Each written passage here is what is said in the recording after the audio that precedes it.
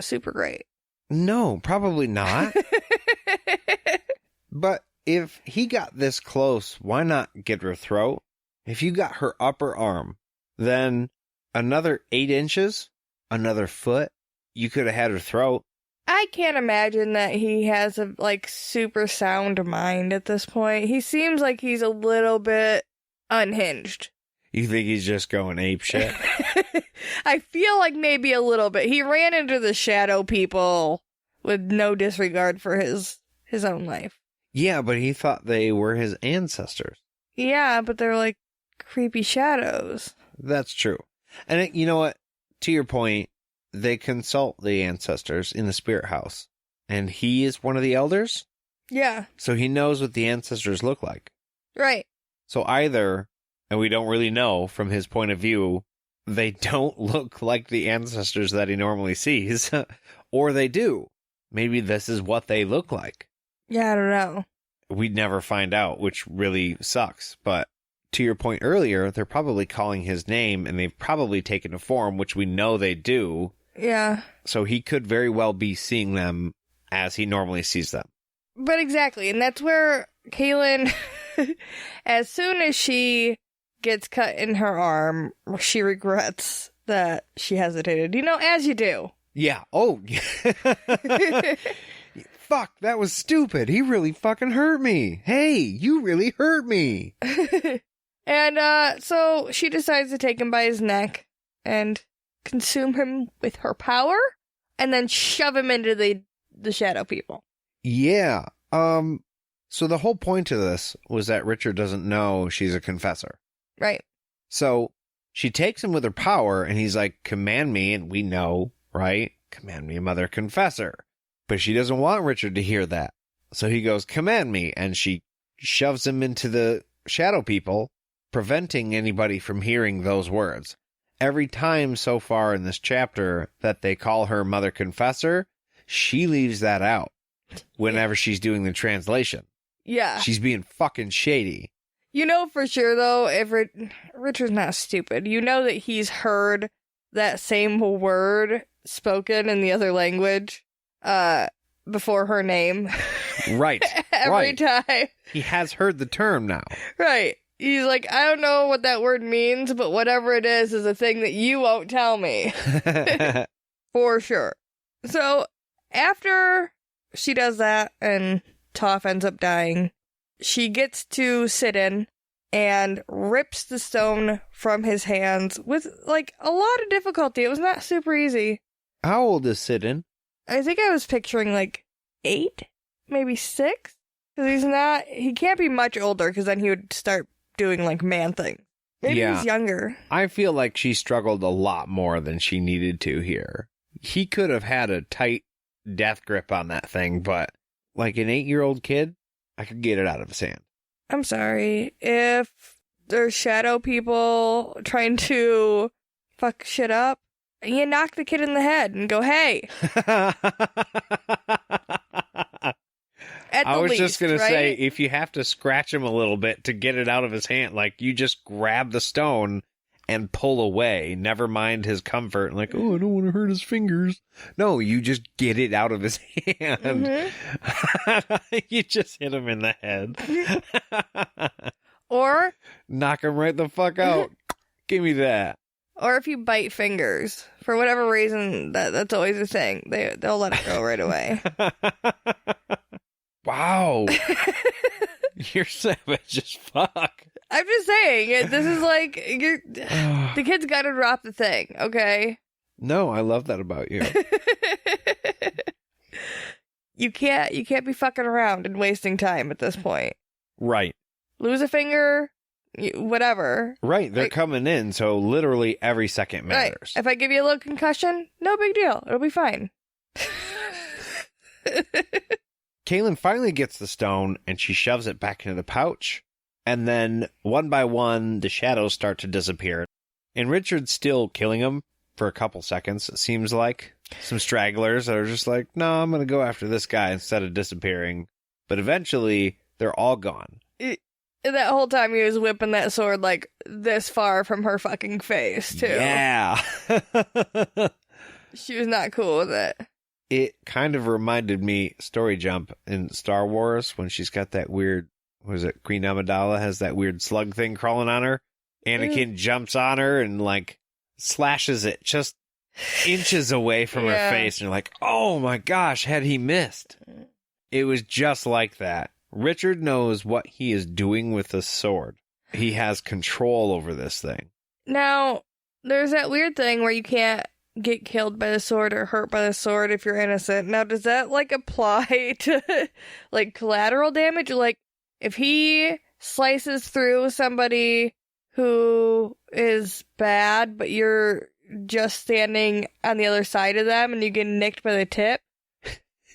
I feel like in that instance, it would almost be like with magnets, you know, when you get repelled, that it couldn't cut you, but Richard swinging that sword, there's a lot of force behind that thing, so it would just kind of push your head out of the way, if it were your head.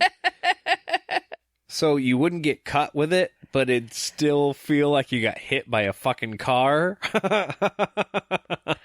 You know what I mean? And everybody else just sees you go fucking flying. Yeah, like somebody hit you with a goddamn hammer, but your head just bounced back and didn't actually suffer any damage. You just got the shock from it. Okay. I mean, it probably doesn't work that way, but could you imagine? That's funny. Okay, I'm glad I asked that question. It's a non-lethal blow. But after all of this, all the shadows are gone, and it's just them three in the middle of mud, and the only casualty was Toph. Good. I mean, yeah, he did attack Kaylin. Mm-hmm. You know, whether or not he thought he was doing it for a good reason, which is a theme in this book, he was still the enemy, which made him, like, he got killed by the shadow people, true, but Richard totally could have killed Toph with a sword. Oh, yeah. No question, the sword would have gone right through him. I thought that was interesting, especially because, soft spoiler, later in this chapter, that comes into play. Yes. But after every battle, I like to typically sit down, have a nice cold beverage, and relax. Me too! Yeah. When's the last battle you were in? It was probably a long time ago. You might not remember. That's cool. That's cool. Yeah. We still have a beer, though. I would love to. Okay. Is it time for the beer break? Yes, it totally is. Oh my gosh! I'm so surprised. All right. Well, this week, we are drinking Blueberry Cobbler Ale. I just found this out about 5 whole seconds ago, and I am really excited to try this one. Jade said, apparently, I make a face. Born in Detroit, raised everywhere, we make the kind of beer we love, unapologetic craft lagers and ales brewed with Detroit pride for people who enjoy great-tasting beer. We're not seeking the approval of anyone else. We're just a group of hard-working, beer-loving folks that get to bottle our enthusiasm every day and share it with the world. This is an ale brewed with blueberries, 8%, so... That's solid. Yeah. 38 IBUs, pairs with blue skies and red checkered blankets. Atwater beer. Not bad, right? No. All right, well, here we go. I know it said Detroit, but there is a brewery downtown Grand Rapids, too. We've gone there before. Oh, get after that. Yeah, what'd you think there, Nate? I liked that a whole heck of a bunch. Okay. It's really blueberry forward. There's another beer that we like that's blueberry and maple syrup. Yeah, it's very good. This one doesn't have the maple syrup, but it really does taste like blueberries. Like blueberries. I feel like this one... Not blue flavor. This one is more of a lighter drink. The other one is a little bit heavier. Yeah. So it's like wintertime, you only need like 1 or 2 tops. Yeah, that one's a stout. Yeah. This is an ale. Right, that's Saugatuck Brewing's Blueberry Maple. But this one, I feel like you could drink during the day in the summertime and be just fine. Oh, yeah. No, I totally agree. This would be a good camping beer. Yes. Because, I mean, when you're camping, you make cobbler. That's actually the only time I've ever eaten cobbler. Delicious. I am not a fan of warm fruit. Baked it underground and everything. So. The right way. It's the only way I will eat it, because it's like, we're doing a thing, you know? Rustic. It's like rustic. Kind of like Richard and Kaylin. Well, we're going to take a quick break, and we'll be back right after this.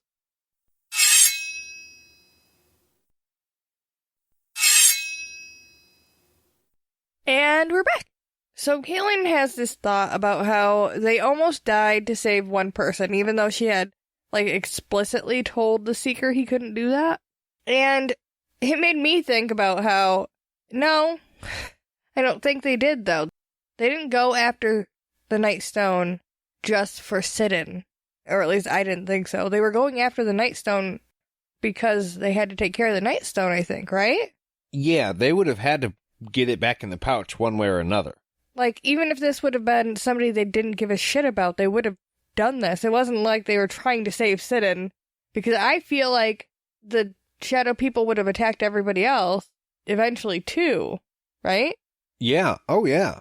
I think they're going after whoever has a stone because that illuminates that person to them. Okay, yeah. Like they can see whoever has a stone, but if it's just out and they're just wandering around and they find somebody living, yeah, they'll probably attack them.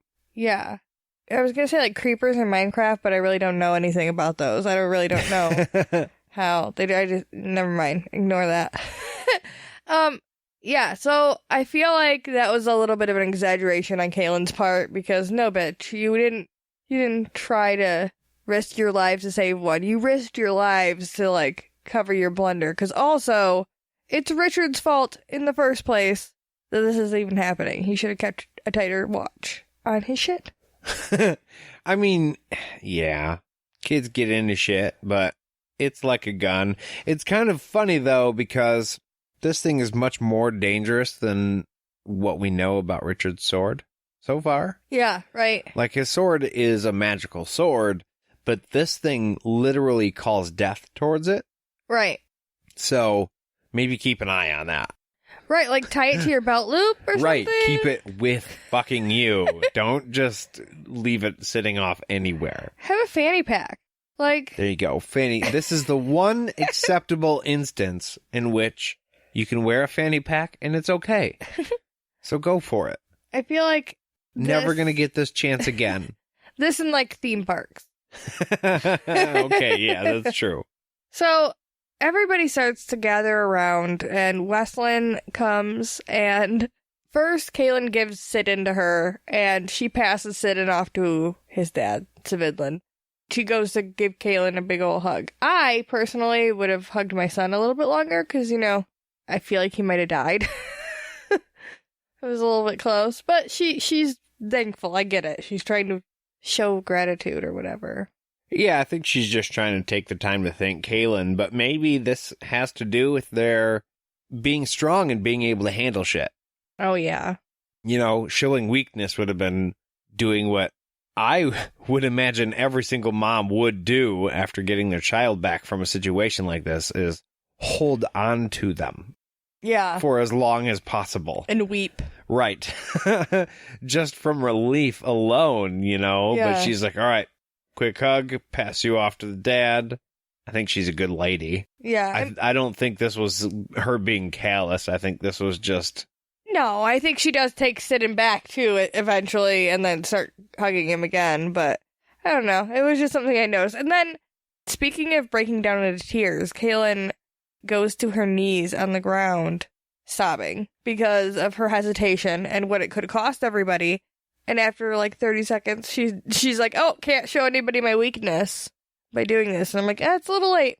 Yeah, well, yeah. This is the second time she's cried in front of the Birdman in 2 chapters. But the Birdman doesn't consider being a victim and crying about it being weak.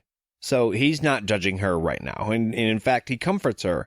And he tells her that her advice about not pissing off Richard was very true. And I could just picture Addie, or I could hear her in the background going, true, like, duh, He's the fucking seeker.